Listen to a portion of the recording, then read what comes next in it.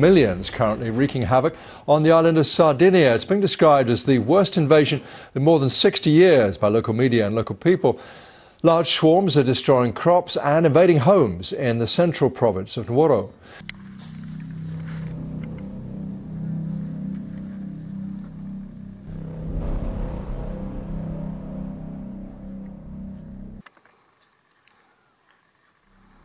In India, many cities have been plagued with high temperatures over the past months. 70 people have died due to the extreme weather. The local media reports that many cities have surpassed 48 degrees Celsius, with some regions even reaching 51 degrees. The water level of many rivers and lakes in India have also dropped, causing water shortages for many households. And some experts have warned that over 40% of the region may face droughts. And we now turn to Monday night's deadly earthquake in southwest Sichuan province. 13 people were already killed in the magnitude 6 tremor in Yibin. Over 200 people have said to be injured. Thousands of homes have been destroyed, and authorities have been setting up temporary accommodation for those affected.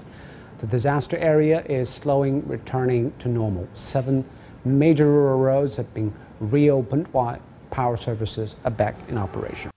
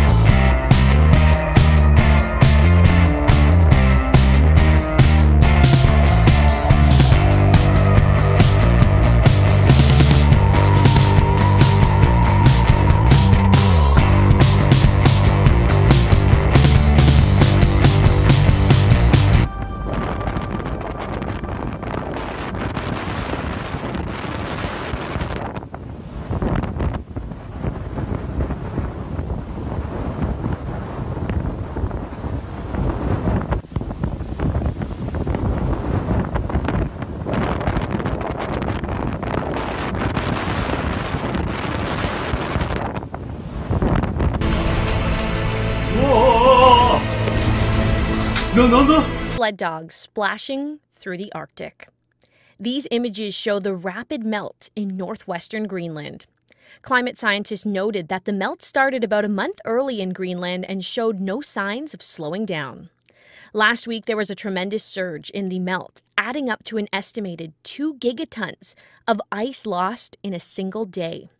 While this is not the first time a significant melt has happened in June, scientists did note that this did not start happening until the late 1990s. With the early melt, more groundwater is able to heat, which makes for a larger melting period.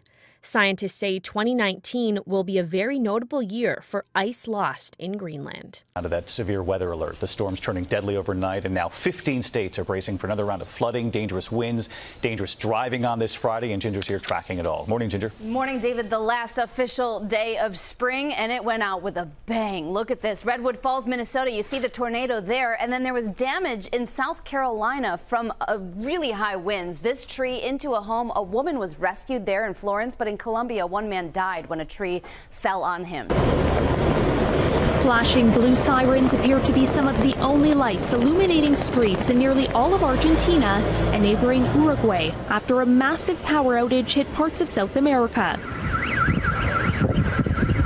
A blackout that left tens of millions of people in darkness before dawn. The cause of the power failure was not immediately clear. But much of Argentina was hit by relentless rain this weekend. The power was cut early this morning and blamed on a failure of the interconnected electrical system that handles the bulk of Argentina's electricity. But hours later, the reason for the breakdown had not been determined. We were just with my 84-year-old grandmother, she says, and we had to help her down the stairs because the elevator wasn't working. Hospitals took priority as authorities scrambled to restore the power outage. Considered so severe, Argentina's president called it unprecedented. The transportation system in Argentina's capital went dark as trains and subways were brought to a halt and traffic lights knocked out. You can't get around if you don't have a car, this man says. While one water company urged people to conserve water since the blackout cut off its supply. The internet was also down across the city. Argentina's main energy company says power was slowly being restored, with lights back on for only about 1 million customers by early afternoon. While in Uruguay, restoring electricity was much faster. It's unclear just how many people were affected at the height of the power outage, but the two countries have a combined population of more than 45 million people. The severe storm threat as we're on the air. New watches at this hour. Heavy rain, damaging winds, and possible tornadoes from Tennessee up the East Coast right into Pennsylvania.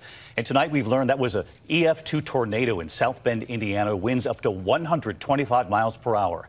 A flash flood emergency in the Midwest. Homes underwater. This is Anderson, Missouri you're looking at. We have the track of the storms tonight, and here's ABC's Steve Osensami now. 42 million Americans are in the path of severe storms tonight. And this evening, the National Weather Service says this one in Indiana was a tornado with wind speeds of up to 125 miles an hour, an EF2. You can see that this building's roof completely ripped off. The Growing Kids Learning Center in South Bend took a big hit. Fortunately, no children were inside. In Houston this morning, the rains nearly cost this man his life. Highway traffic cameras were recording as first responders rescued him from rising waters. Ultimately, the most important thing is his life. So we was able to get him out of the water. Authorities say that heavy rains are blamed for the death of a woman in Oklahoma who died after her car was swept into a creek. Floods over the weekend rolled through Missouri. 2 kids in the town of Monette had to be rescued when they fell into fast-moving water. Lightning from this same system destroyed a home in Spring, Texas, and a lightning strike sent them running at this outdoor concert in Kansas. At the airports, more than 400 flights have been canceled across the country, mostly due to weather, and more than 4,000 flights have been delayed. Those numbers are expected to go up, David, as we get through the night. A vicious heat wave is hitting parts of Europe this week as high temperatures swelter across the continent. CBS's Tina Kraus is in London with more. It's a scorching start to summer across Western and Central Europe. I've had a bit of rain in England lately, so nice to get a bit of sun. Temperatures are set to soar past 100 degrees this week in parts of Spain, France, and Germany, about 20 degrees above normal. In Paris, commuters underground are sweltering. It's like a spa down here, he says. I lost at least a kilo. With air conditioners and fans selling out fast, Europeans are using traditional fountains and gelato to keep cool. I love gelato. Delicious. The French capital is banning old cars from the streets since the heat aggravates pollution from the vehicles.